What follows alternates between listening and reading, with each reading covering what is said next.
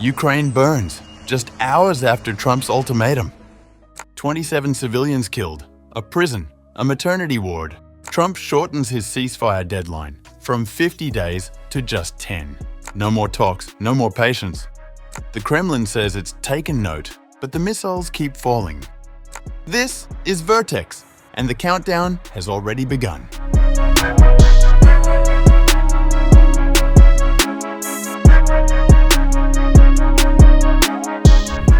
Hours after US President Donald Trump issued a fresh ultimatum to Russia, Moscow responded by relentlessly striking targets deep inside Ukraine, resulting in the killing of at least 27 people.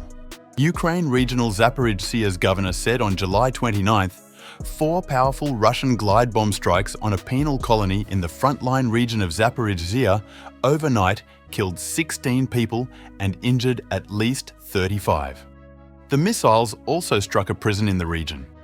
Zaporizhzhia Governor Ivan Fedorov, writing on the Telegram messaging app, said that the overnight attack in Zaporizhzhia also damaged surrounding homes, and Russian forces launched 8 strikes using high-explosive aerial glide bombs. Zaporizhzhia is one of 4 eastern regions in Ukraine that Russia claims to have annexed since 2022, although the region is largely under Ukrainian control.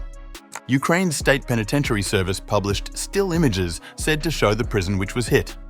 In the Dnipro region of central Ukraine, authorities said Russian missiles partially destroyed a 3-story building and damaged nearby medical facilities, including a maternity hospital and a city hospital ward. At least 3 people were killed, including a 23-year-old pregnant woman, and 2 other people were killed elsewhere in the region, regional authorities said. The strikes come despite US President Donald Trump's repeated threats to punish Russia with sanctions and tariffs unless it stops. Trump said on July 28th that he is giving Russian President Vladimir Putin 10 to 12 days to stop the killing in Ukraine after 3 years of war, moving up a 50-day deadline he had given the Russian leader 2 weeks ago. I'm going to make a new deadline of about 10 or 12 days from today. No reason in waiting. There's no reason in waiting. It's 50 days. I want to be generous, but we just don't see any progress being made. So what I'm doing is we're going to do secondary sanctions, unless we make a deal. And we might make a deal. I don't know. You don't know. Yeah, I'd say 10 to 12 days. I'll announce it probably tonight or tomorrow. But there's no reason to wait. If you know what the answer is going to be, why wait? And it would be sanctions and maybe tariffs, secondary tariffs. You know what a secondary tariff is. Trump also indicated that he was not interested in more talks with Putin. He said sanctions and tariffs would be used as penalties for Moscow if it did not meet Trump's demands. You know, Russia could be so rich right now. Instead, they spend all their money on war. They spend everything on war and killing people, and it doesn't make sense to me. I thought he would want to end this thing quickly. I really felt it was going to end, but every time I think it's going to end, he kills people. I'm not so interested in talking anymore. He talks, we have such nice conversations, such respectful and nice conversations, and then people die the following night with a missile going into a town and hitting, recently I guess the nursing home, but they hit other things. Whatever they hit, people die.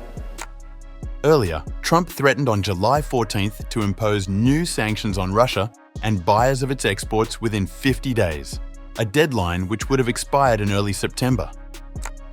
But during a visit to Britain, he shortened that deadline, and now the move means Trump wants peace efforts to make progress by August 7th, 9.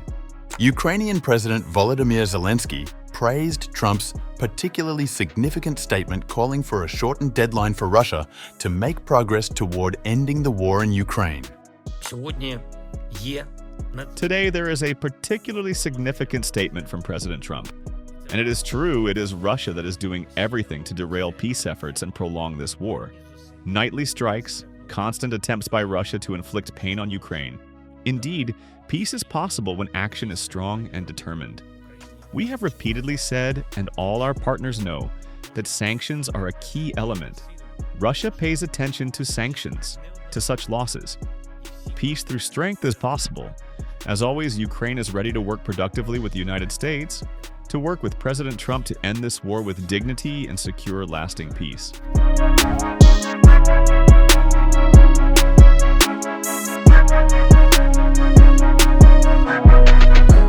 The Kremlin, meanwhile, said on July 29th that it had taken note of a statement by the US President Donald Trump decision to cut his deadline on a Ukraine ceasefire from 50 days to 10 to 12.